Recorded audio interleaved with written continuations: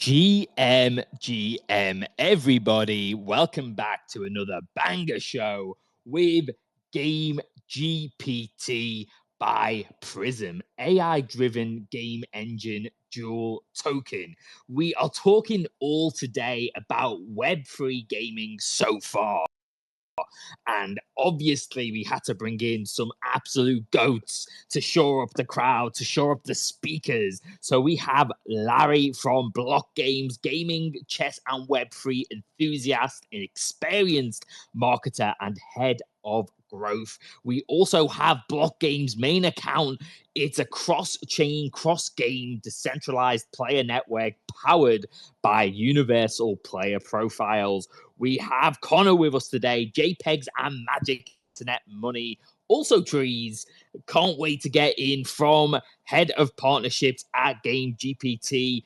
And we have Lotus, unofficial mascot at Seraph Global. Love the unofficial part there, Lotus. I feel like it's getting a little official if you're speaking on behalf of them on this show, but who knows?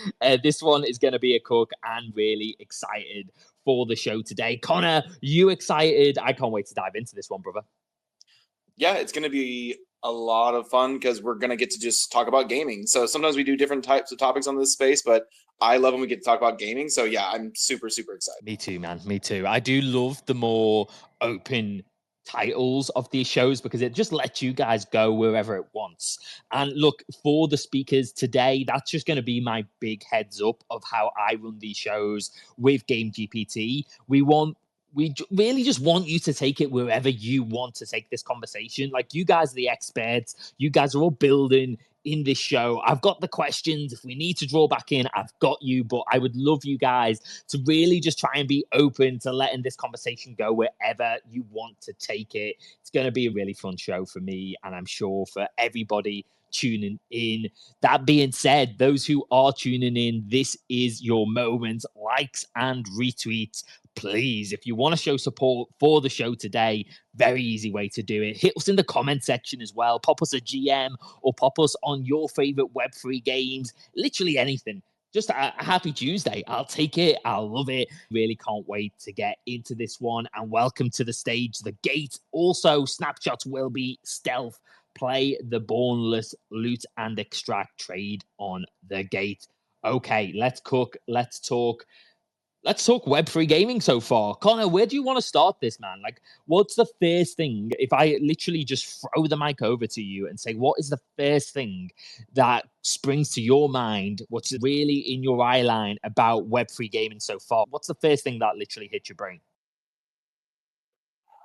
I would have to say it's probably just trying to figure out how to make a game fun, but also how to make a game economically viable in the way that I remember old MMOs being played. When I think about Web3 gaming, I really think about it like economically, but that's because I like games that take economics into account. Like, I like games like Stardew Valley, and I like games like No Man's Sky, where it's basically an economy simulator. The whole point of the game is just to make as much money as you can and then do things with that money.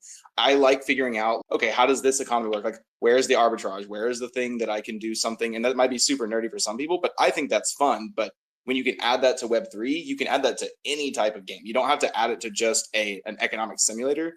The layer of tokens and things like that can let you add that layer of fun to me, which is fun to me, to any type of game. And so that's what I get excited about, is like someone figuring out how to do that in a way that makes sense. It's obviously not a Ponzi scheme, and it's, if I make money or not, that's cool. It's more of the thought of I have the ability to try and make money. And so that is interesting and fun. Oh man, I'm so with you on that one. Like, from RuneScape to World of Warcraft to honestly even Ultimate Team on FIFA, like, really obscure take here. One of my favorite things to do on Ultimate Team, which I was like a semi-pro gamer at as well, so I did integrate myself into the game. I'll be honest, I was pretty good at that game when I was younger, not so much now. I just can't compete with these guys with freaking 15 years old with cat-like reflexes. That just ain't me anymore. That being said, one of my favorite things to do was literally understand the economics behind like the players, which if you're not familiar with the game, because I get that this is pretty niche, especially if you're US bound, but like these players themselves will be worth a certain value, but then the actual traits within the players, like speed and strength, those sort of things, like depending on which version of the game you were in, like the game always overpowered overpowered, OP'd like these very specific traits. And if you could find the players with the right like combination of traits, even if they weren't like the top players, people would realize, and as they realized how OP these players were, they would pay more and more for them. So I used to just get in the game early, figure out what the biggest trait boosts would be for playing this specific game, and I would just go sweep a ton of these players who I knew were going to be OP, and then I would sell them later on. And the enjoyment I got out of that, like of front running people, of understanding like in depth the ecosystem, was almost parallel to actually the gameplay itself for me. And I know that's the case for tons of players because they have an app that literally is like just purely for the trading aspect that gets millions and millions of people accessing it on the daily. So definitely agree with that one, Connor. Apologies for the little monologue there, but you got my motors going with the analogy and with the, yeah, I'm just so with you on that one. Let's bring in some of the other speakers. What is the first thing that comes to your mind when you think Web3 gaming so far? Larry, I'm going to throw the mic over to you, homie. What literally, I don't want you to think too hard about it, just the first thing that comes to your mind. Usually I think that these games are yet unfinished, and that was the first thing that comes to my mind. And I really look forward to a couple of those. And from time to time, I happen to bounce into new games. I somehow accidentally missed anything on Planet Mojo, a chess game, and just realized that I tried it out and I really liked it. I really look forward to the couple of MOBA games and etc. I don't know, Evermoon, because yesterday I checked Matrix, and this looks really promising. And for me, Web3 gaming is I still try to find alternatives, what I like in Web2, and to check if Web3 is already have these alternatives and are building on these alternative game styles. But I would really love to, I don't know, I think this is impossible because you don't know what you don't know, but it would be really nice to see something new, what brings, what comes together with Web3 technology and gaming together. But yeah, this is probably too much to wish for. And yeah, that's my take. Larry, appreciate your response on behalf of BlockGames. Maybe we can go with the gate. Who we have speaking from here, and what's your first thing that comes to mind on what's happening in Web3 gaming? Yeah, my name is Jonas, and I'm the head of publishing here at the Bornless, and I'm speaking to you from the Gate, our foundation account. So basically, I'm trying not to repeat what's being said, even though I do agree on the things that's been said. I think for me, and what makes Web3 gaming really interesting, again, besides what's already have been mentioned before by the guys, is also the layer of security.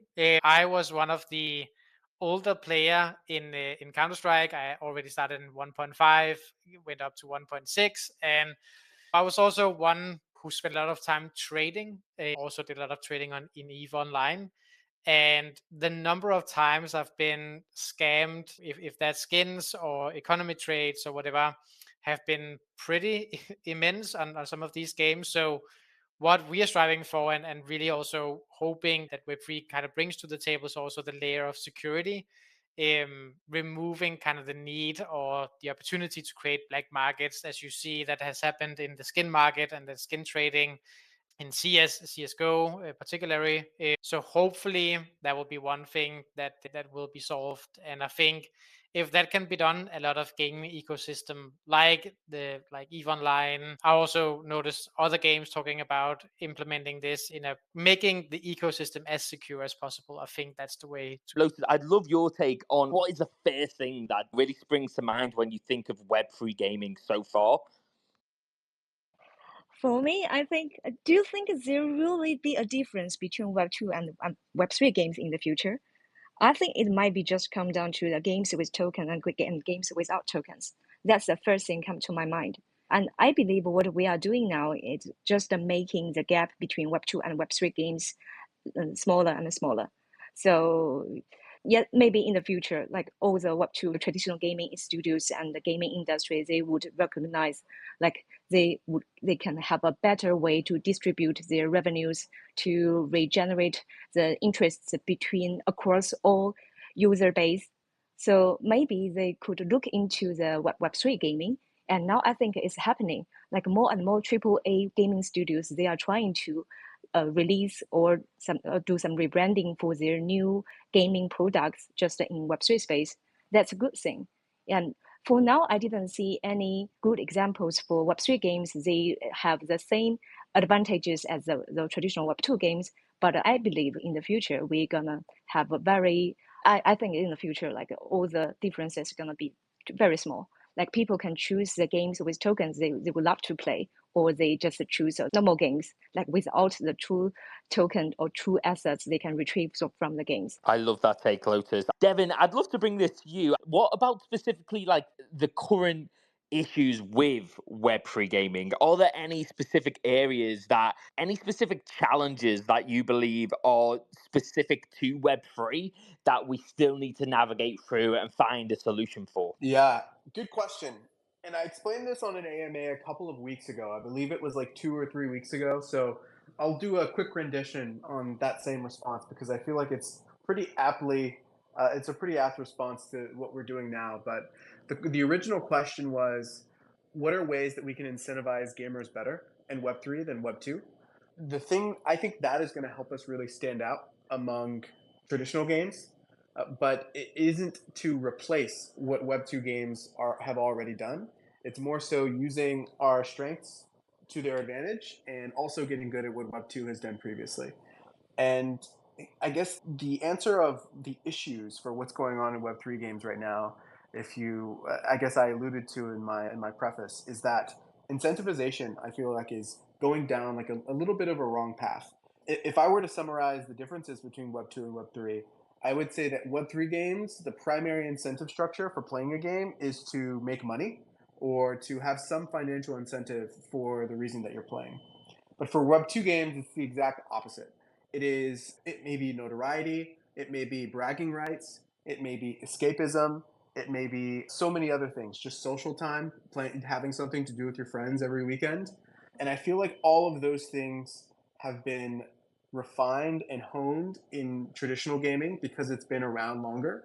And Web3 games should really focus on making sure that one is not necessarily the primary incentive over another.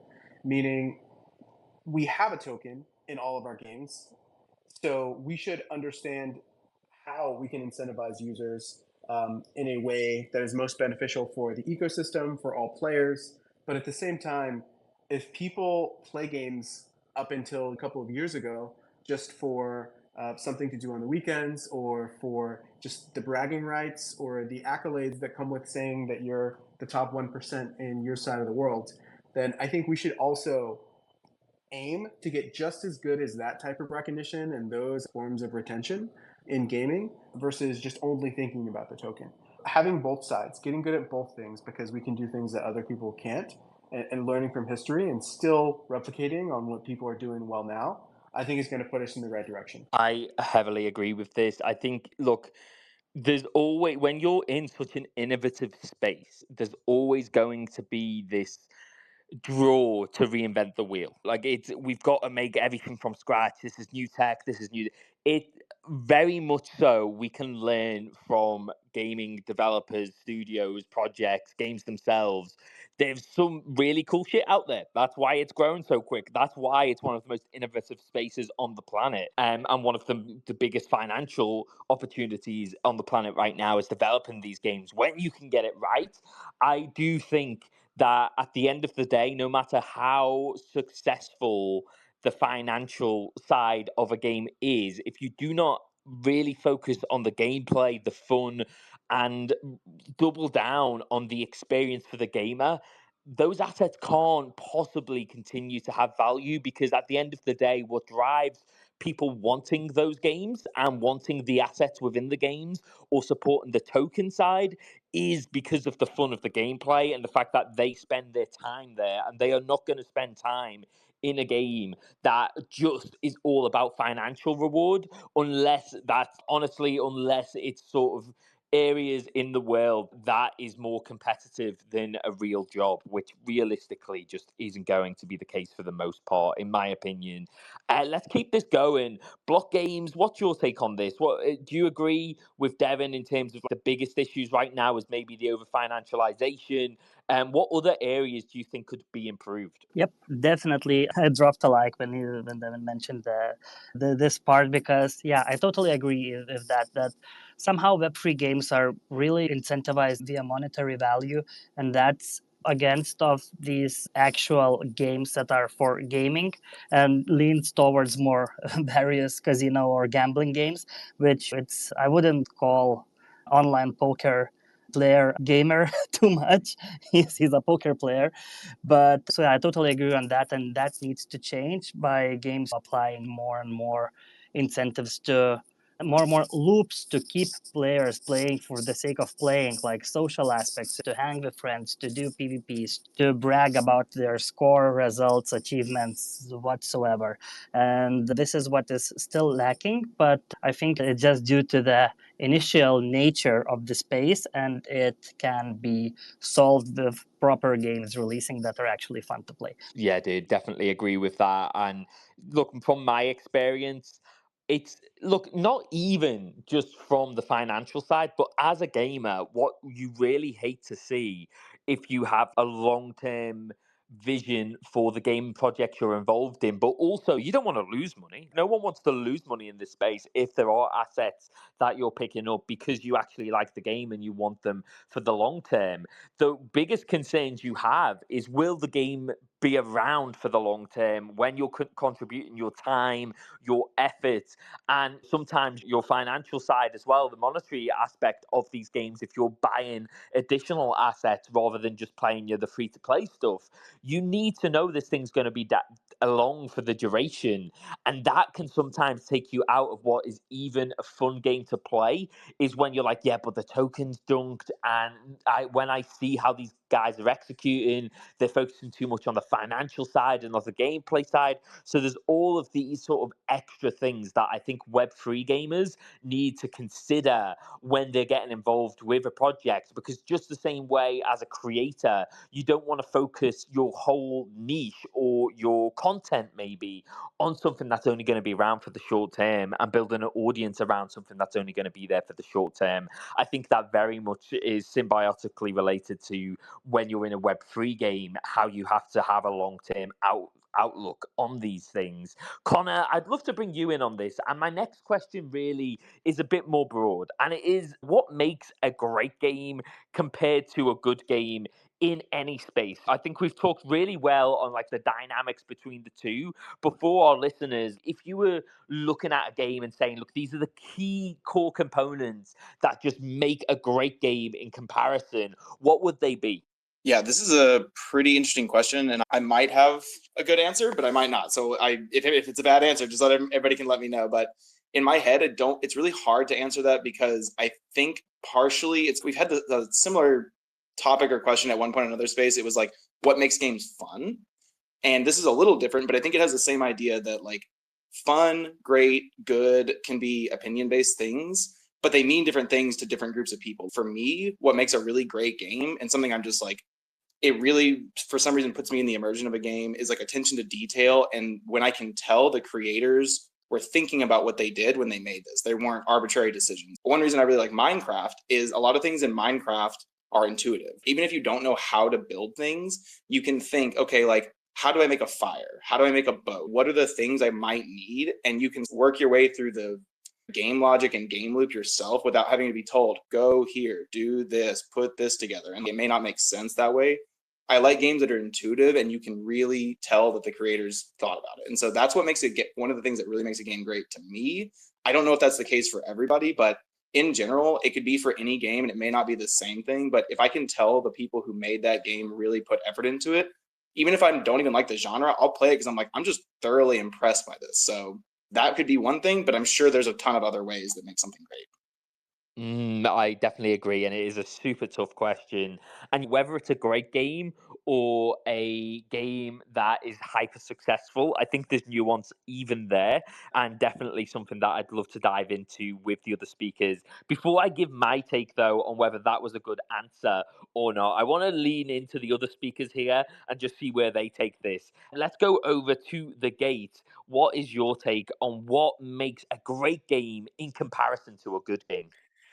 Oh, yeah, as has been said, like it's hard to define what makes a great game in one take. I think it matters of what kind of game you're building. So obviously, if you're building a single player game, the attention to detail and also going progression wise, you're going through a story that really is you are really immersing in. Now we are a horror multiplayer PvE shooter. So obviously that's different components going into that. You have the how are you finding the match times? Are there enough things to discover while you're progressing throughout each match? How is it to play with friends? How do you work in that constant being in the flow as a multiplayer game is something that we are really relying on. I also think it matters a lot on what kind of audience you're catering to. I think now being in the game industry for now a few years already, one thing that I'm seeing of indie games failing is that they're trying to cater to every type of gamer. What we are really trying to do is we're catering to a very like subset of horror lovers, like people who enjoys multiplayer games. They don't want hardcore. If they want hardcore game, horror game, they will play Hunt Showdown. But if they're like mid-core gamers, they still want the horror experience. They want to have fun with their friends while also exploring environments. That's that we want to cater to. And obviously the way to measure that is just by looking at retention. Like, can you make sure like that you can sustain a pretty high 30-day retention? Then you got people hooked. And what goes into that, as I said, is like the replayability, like how often do people come back? Are they playing with their friends? We all know that when playing with friends, the retention usually goes up. Are there enough things to unlock as you progress? Are there leveling system? Are there an unlocking system that also goes throughout just one day, 1 week of playtime? So all these things you have to factor in, but it really comes down to what game are you building? Is it a single player, multiplayer game? Is it a PvP game? Is it a PvE game? And also what audience are you catering to? I think if you can nail those two things, then you would have a great game. By looking at, obviously we're looking a lot of on a lot of other multiplayer games like PUBG, Fortnite, Hunt Showdown, Dead by Daylight, and obviously leaning against things that are already successful with your own take on it. That is usually the recipe for success. Don't try and invent the wheel. That usually that ends in a disaster as an indie game studio. Lean as to what has been made before, but make your own touch to it. That's very interesting. There's this 3% rule that they talk about in like high fashion and luxury goods. You create something and you change it, you tweak it just 3%, and it brings a completely different spin to it. That's what sprung to mind then. I definitely agree actually with both takes so far. Connor, like one of the big things, what you explained to me really resonates because of this idea of, look, with games, I find story like a big part of it. Like I like PvE and single player just as much as I like the online side. And with the single player side, I think more and more games are actually getting access to a point where they're competing with the movie industry in terms of their story and lore. Like Red Dead Redemption, honestly, there's just so many games. And apologies, my dog is snoring so loud right now. I cannot even, I can't keep my train of thought. But like this idea that, yeah, God of War, that was the other one that slipped my mind there. There's just so many games that are, leaning into lore that you can follow. But what I find really interesting about these games is, opposed from the cutscenes, the objective intuitively, the objective of the game. Elden Ring is another one that I'm fascinated by. And although slightly more complicated, you understand what the objectives are, what like is driving these characters because of the intuition that the game's for. And these are all games that I would say are fundamentally some of the greatest games that I've ever played, and that's definitely a key component to it. I have decided as a gut check that I'm just going to ask this question of everyone because I'm loving the answers we're getting so far, and I'm sure all you guys have different takes on what makes a great game. So I'm just going to keep this one cooking. And Lotus, I'm going to throw this over to you next. What's your take on this? Outside of what Connor and the Gate have already given us, what do you think makes a great game in comparison to just a very good one? Now, I think that really depends on your personal standards for what can you design what do you define for a great game and what do you define for good games? For me, I think the answer is really different between Web 2 games and Web 3 games. I have two standards, to be honest. For the Web 2 games, I think I would consider the narrative, the graphics, the gameplay, and their final revenue, like how many sales they made. But for me, I think in my taste, my great games, I would say the Baldur's Gate series, Cyberpunk 2077, and Disco Elysium, and Elden Ring, of course. They are great games in my opinion. But in terms of revenue making, think about League of Legends. So I think maybe I add all the sales together, like the great games. I think although I add all the same sales together, maybe just accounts for less than one tenth of League of Legends yearly revenue. So that really depends. How do you define what a great game is? But for me, I think besides the objective part, I do have my personal taste. If the game, I can feel the passion and love from the dev team, from the studio, I can definitely get a better experience when I play the game. So that makes another component, in my opinion, to evaluate whether a game is a great game or good games. That's a Web 2 standard. But in terms of Web 3 standard, I don't think there is any games could compare to the Web 2 games right now. So maybe we just lower down my standard. If a Web 3 game, it could have a good playable gameplay experience, and it can also have a self-sustainable economic model. I would consider it a great game in Web 3 because it's still a very new area in terms of all gaming industry. It's Web 3 games is just, I think it's just started from, I think, 2021. We didn't have that much time to polish it. And now if we can have a self-sustainable games with kind of good, relatively good gameplay, I would consider it great games. And I would also want to reckon on your previous question related to the challenges and obstacles, because that is really related to this question, why we can't just make a great games in Web3. Because I think for all the game studios, they are just lack of funding for development. They are not, I'm not mean they are lack of funding, but lack of funding for development. I think that's why we saw so many low quality games in the market right now. Because obviously, even they could secure a large fortune of investment, but compared to Web 2 games, the scale of investment for game development is still very small. And even the funniest things is most of them, they may not deliver their final products directly. So that results in the crypto games itself. Most existing crypto games, they often lack depth of content and lack of gameplay mechanics, and even lack a sustainable economic model. And these all the factors just led to a short lifespan of crypto games. And even they all have, some of them, they even have a high entry barriers for Web 2 players. And with this kind of simplistic gameplay, they just merely reduce the game experience to a cycle of mining and selling, which highly discourage Web 2 players to participate in Web 3 games. And all of these factors, that keeps the user base for most of Web 3 games in a small circle. So they have to share the same batch of users with other DeFi projects. So that makes a PvP in real life, and which highly increase the difficulties for the game studio to maintain the self-sustainable revenue. And yes, that's my thought on this topic.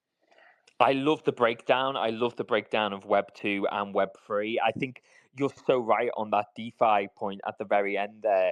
My opinion is, especially in a bull market, there is no way that you can be a gamer and a DeFi expert. If you've got on your profile, I am a DeFi trader, there is no way you're also a gamer in a hyper bull market because you just don't have time to do both, people. You can play an hour's gaming, maybe, and I don't know if people do who are really in the TradFi and the DeFi space. Like, there's so much to pay attention to. Look at meme coins, even. I know it's even a layer below that, but you need to be out of those things within 60 minutes. Like, you need to be both in and out of them. You need to understand the market, and you need to be paying so much attention.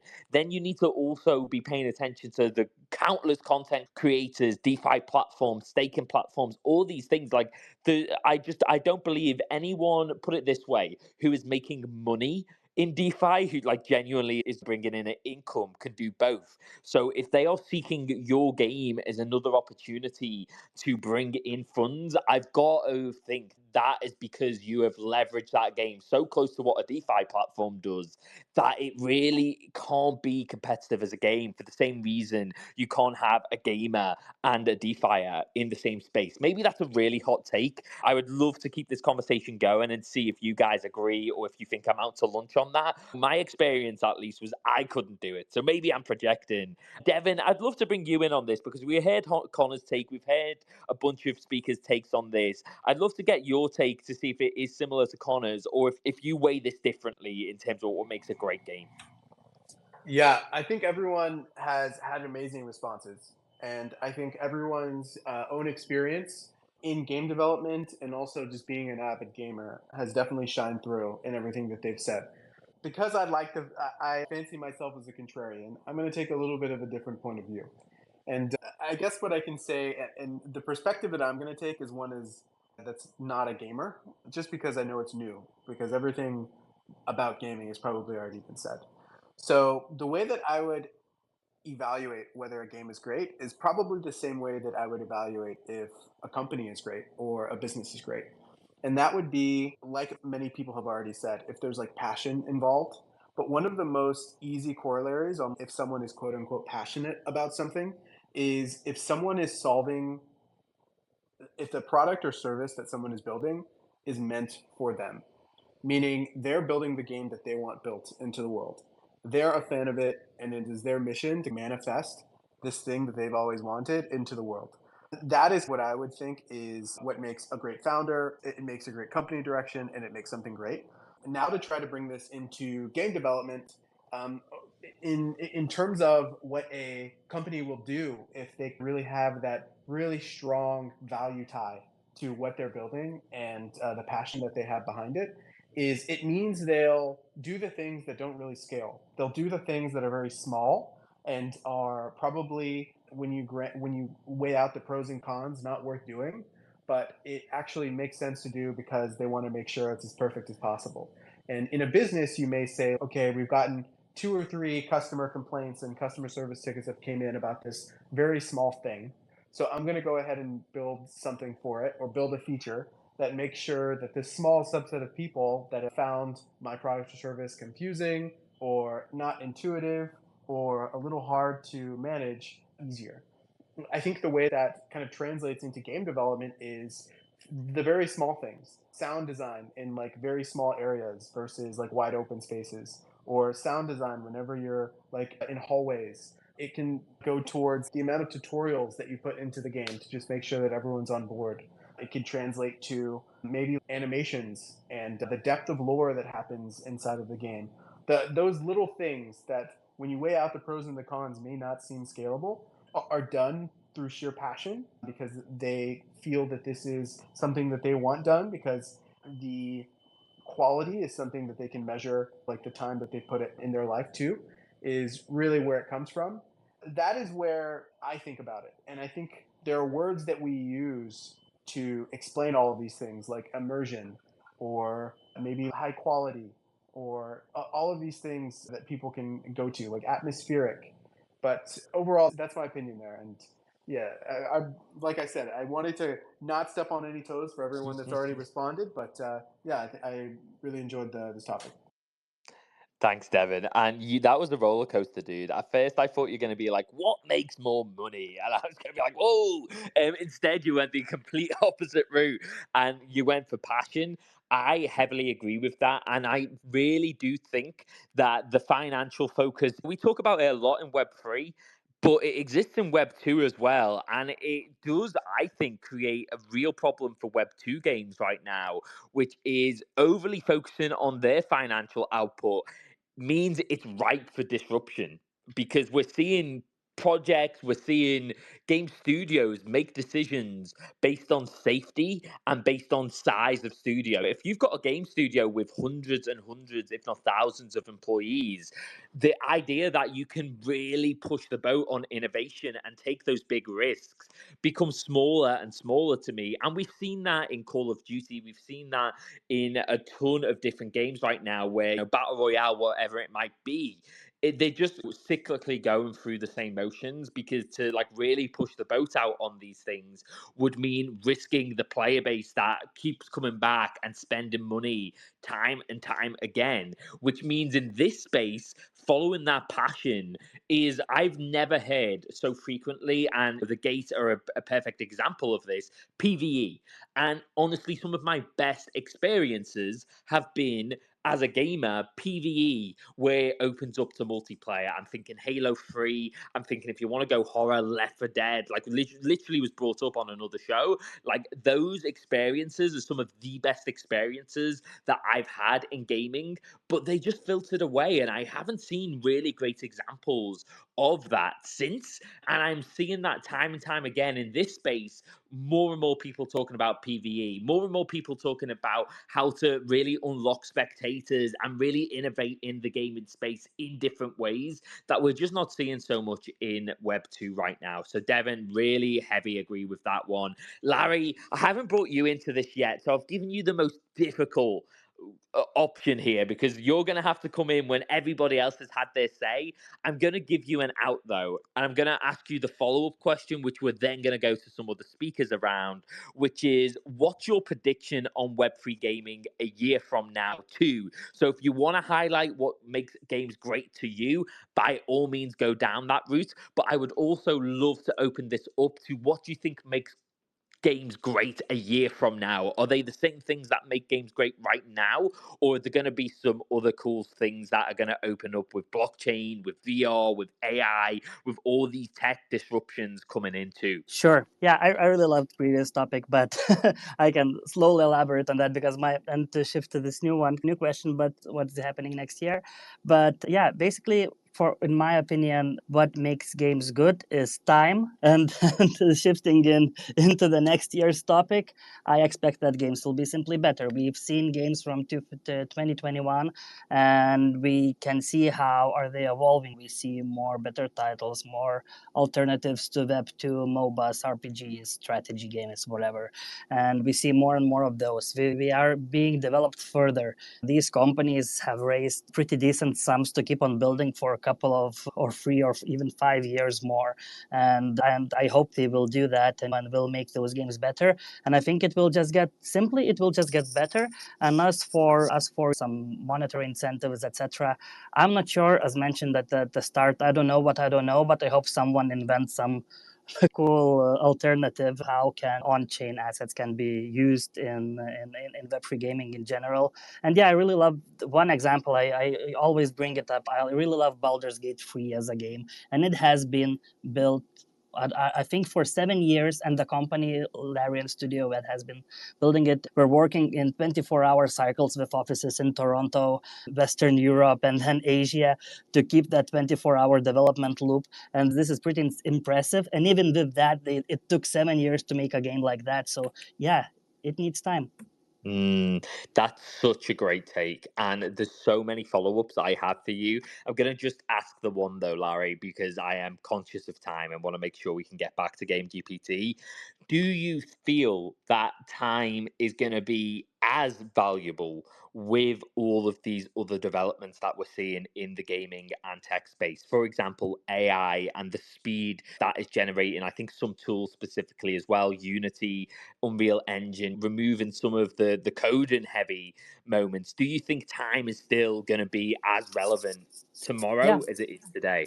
Yeah, definitely, because Web3 gaming will always be compared to Web2 gaming. And if Web2 gaming, for example, is ahead, games are better, simply better, Web3 wants to catch up. But AI is available for both Web 2 and Web 3. It's not only a crypto space thing. So definitely AI will speed things up and will probably make games better. I don't know to what extent. I have some controversies when if you use AI, for example, to create a persona that is talking, an NPC. So I don't agree with that. I feel that NPCs needs to be written very properly and interesting. But if it will help to improve Elden Ring bosses, that's a whole different topic. Oh my god, we at this point, Larry, we need to hop onto Elden Ring as like a group and just show how good or bad, in my case, we are at this game. I think literally what we should do is we should do a stream with GameGPT at some point where we're all on Elden Ring and we just have to survive for the hour. The first person who dies, they're out, they can't speak anymore on the show. Next person, like literally just have it. I don't know, I'm getting caught up with this, but guys, I've so thoroughly enjoyed this show. You guys have just been providing just the best alpha from your experience as actual builders in this space. I love these sort of shows. It's been so fun. Listeners, if you guys do too, likes, retweets, obviously to support the show, hit us in the comment section. But at this point in time in the show, I'd also heavily recommend, if you've liked any individual takes on stage, go follow these guys with no teas on because they share it a bunch. Also, definitely follow GameGPT, Connor, and Devin in the audience right now because they're going to be sharing alpha consistently about GameGPT and their developments. And you'll also get notices to these shows that we run on the regular. So, final question, and it's going to go over to Devin and Connor on this one, will be give me the long-term future outlook for GameGPT. Give me what success means for you guys. And also, if you have any updates for the project itself for the audience today, if there's any questions I haven't yet asked that you feel need an answer before we run out the show, I'm going to throw the mic to you. So we'll go Devin and then Connor on that one. Cool. All right. Starting out, just saying thanks, everybody. I've had an awesome discussion. Thanks all of our panelists and our listeners for everything we've gotten into. In terms of where we're going and what's coming soon, we're in GameGPT Summer. So if you look at our pinned post, we have a ton of things that are dropping really soon. We have a mobile app coming at the end of Q3. We have about 15 new games dropping, and we have something called the Progressive Jackpot System that's effectively going to, I think, going to be a really novel way that we can incentivize gameplay across all of the games that are happening in our arcade. We also have the NFT collection that is slowly going to get more and more reveals. And last, but I think most important, is Creators Program Season 0, where we're actually asking our community to give us their game ideas, and we're going to build it with them.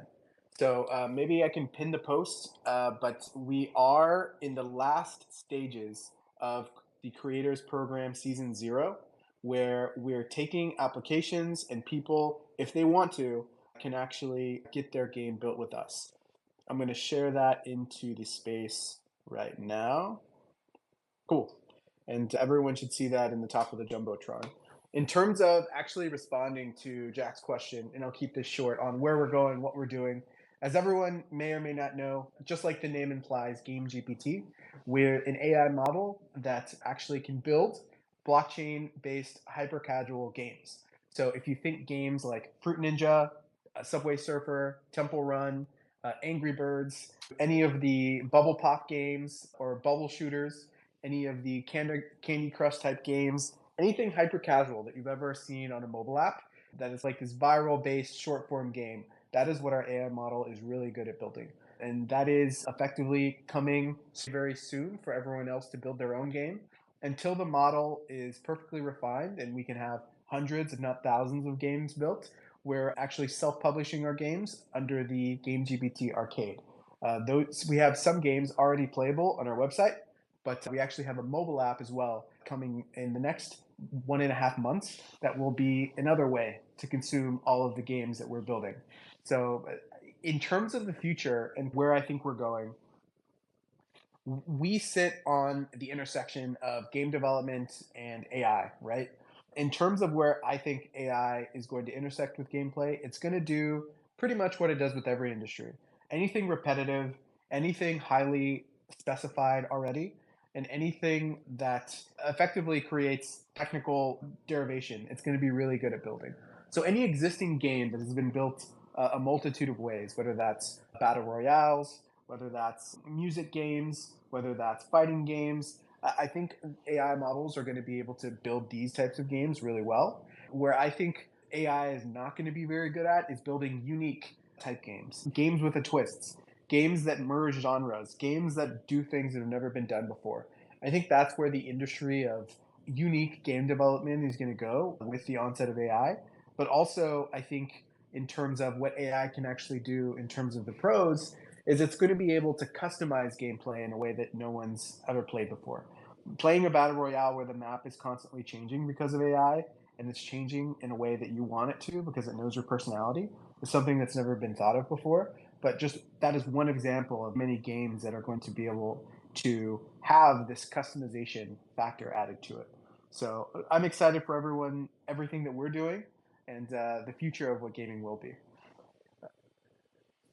I love it, dude. And look, Connor, any additions to that? I also have a pitch for you guys, but I feel that might have to be another show. Also, how hyper casual it is, I do not know. But just throwing that out there. Connor, over to you. Yeah, I think Devin covered most of the stuff that we have coming up for GameGPT. But one thing I can mention is we're going to be doing our community AMAs in our Discord for GameGPT. So we've done them before on Twitter, but we're going to start doing our AMAs for just the general community, no guests and things like just us and GameGPT with the community together in Discord. So be on the lookout for those posts and those announcements and the events in our Discord.